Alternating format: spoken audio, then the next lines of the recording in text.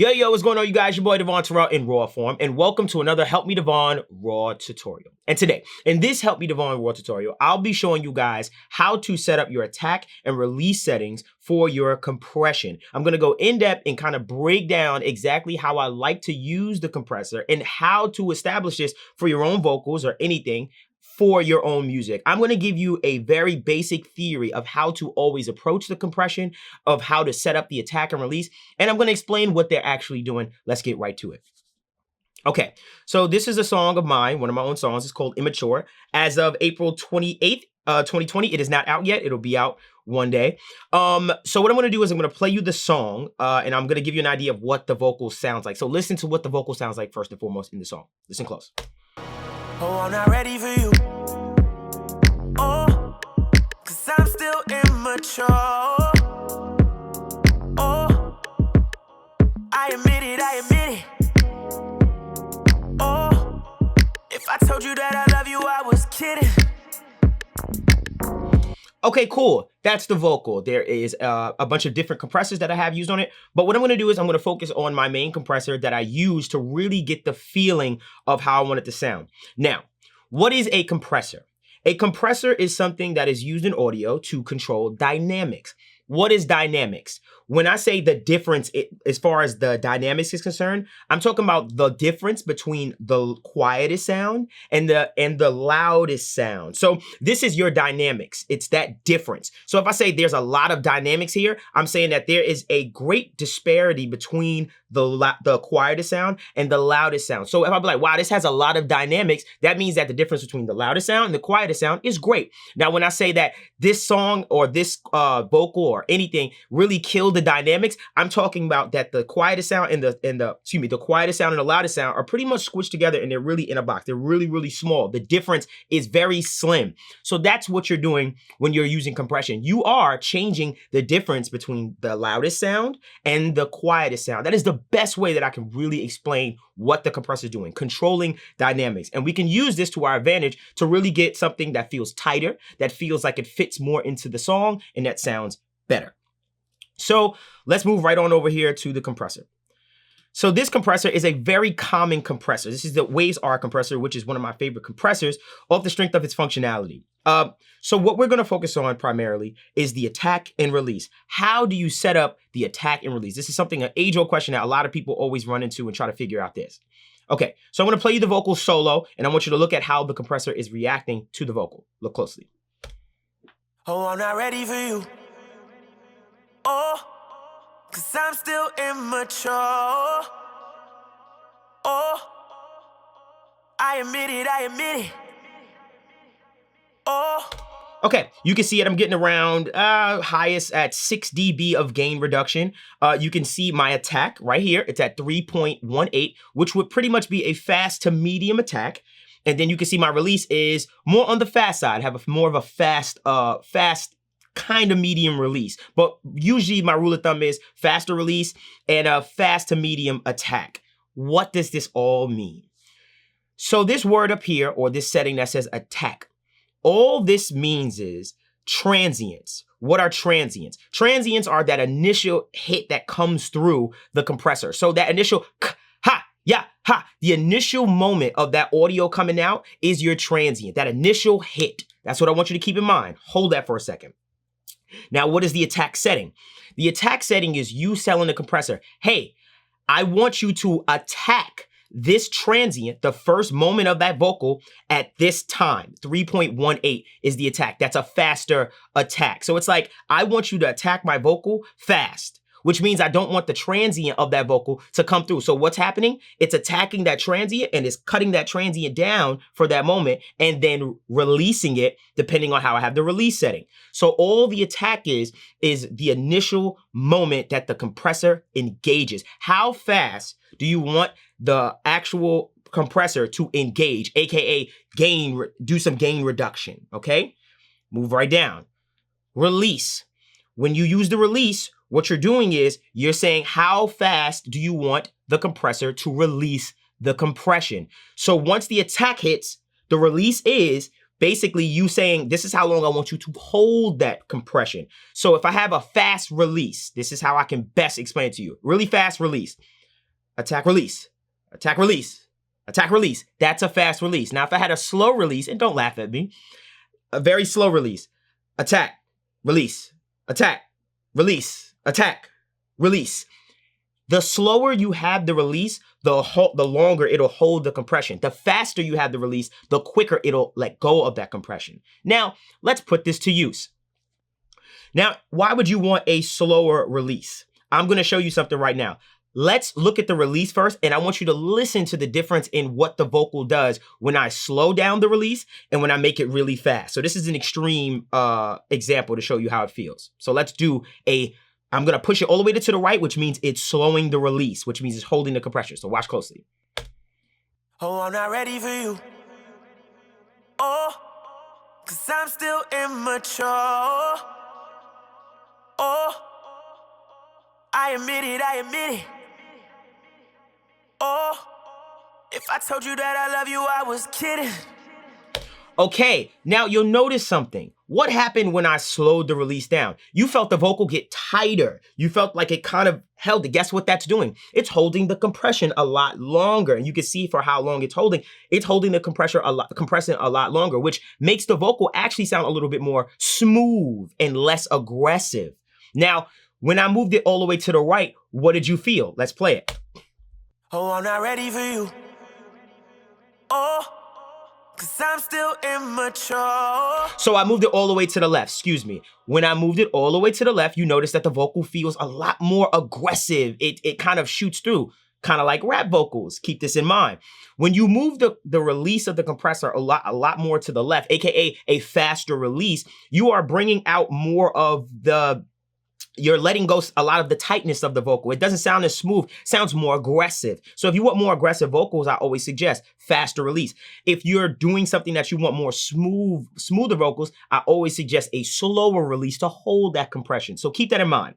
Slower releases will give you a smoother vocal that's tighter, and a faster release will give you a more upfront, aggressive vocal that's very punchy and very aggressive sounding. This is also a technique used for kicks. This is why a lot of times you'll see really fast releases on kicks, because you like the transient to be controlled, but you want it to pop right out. So poof, poof, poof, poof.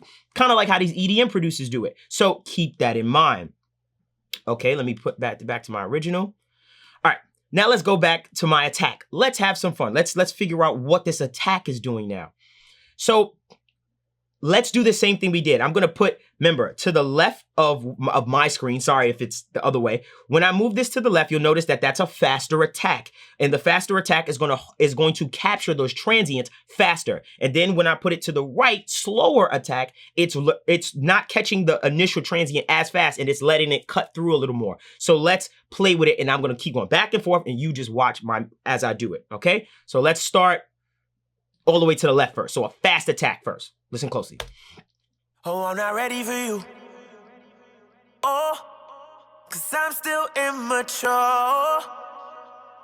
Oh, I admit it, I admit it. Oh, if I told you that I love you, I was kidding. Okay, so you hear that. You can hear that when I push it all the way to the right, AKA a slow attack, it gets more pronounced. You hear it cut right through. You hear basically those transients cut right through the compression, and that's the feeling it gets. And then when I push it all the way to the left, AKA fast attack, you notice that it gets a little tighter. You notice that it has less of those transients really cutting through the initial moment of the compression. So how do you choose how to figure out where the sweet spot is? To be honest with you, the way I do it is I take my compressor and I move until it hits a spot where I feel like it fits into the music. So I had this at about 3.18 in the music. As far as the attack setting, which was a little on the faster side. So let's see if I basically just do it with my ears right now, where it feels the best, because that's what you're doing. I can put this all the way to the right, and you say by itself, yeah, it sounds great, it's cutting right through, but in the music, it might feel like it stands out too much. So this is where you have to use your ears and choose what feels the best. I am a person that likes to go off of feeling, not my ears, in a sense of, oh, that sounds better. It just, why does this feel better? You understand what I'm saying? Like, that's how I think you should always go about your music. And that's a long story another day. Let's try this right now. So I'm gonna press play, and I'm gonna move this until it feels right. Let's see. Oh, I'm not ready for you. Oh, cause I'm still immature. Oh, I admit it. Oh, if I told you that I love you, I was kidding. No, I can't give you what you want. No, cause I am damaged goods, baby. So to my ears, right in this range, this 5.61, which I had it at 3.18, maybe it was a little too much, but it feels just right in the music at that 5.6 range to me for some reason. And that's basically where I had it before. I noticed that the vocal just sits in a better place, and that's all about what these attack and release settings, this is how you should use them. Basically, to find where it feels right, where it breathes into the music. Right there, the vocal feels a little bit, it just feels like it fits in the music as opposed to the other way. Now, what I'm gonna do right quick, just for an example, I'm gonna push this all the way to the fastest attack, meaning the transient is being caught right away. It's not really letting anything really through as far as the transient is concerned. Now, let's see how it feels, and then I'll back off. So I'll go the opposite direction this time. So I'll go from fast to slow. So fast is setting, listen closely. Oh, I'm not ready for you. Oh, cause I'm still immature. Oh, I admit it. Oh, if I told you that I love you, I was kidding. No, I can't give you what you want. See, and going from left to right, I noticed like, oh, I kind of like a little bit of that tightness. I like those transients that it is basically attenuating at that moment. And thus I'm right back where I was, 3.78. I'm in that range. So this is how I like to find my attack settings as far as it. I go all the way extreme and then back off and kind of figure out where it actually belongs. And it feels right there. Let's try something with the release now. So I'm gonna start all the way to the right, meaning it's gonna be the slowest setting, right? And then I'm gonna make my way to where it feels right, okay? So remember, this is the slower the attack is how long it's holding the compression. So let's try it. Listen close. Oh, I'm not ready for you. Oh, cause I'm still immature. Oh, I admit it. Oh, if I told you that I love you, I was kidding.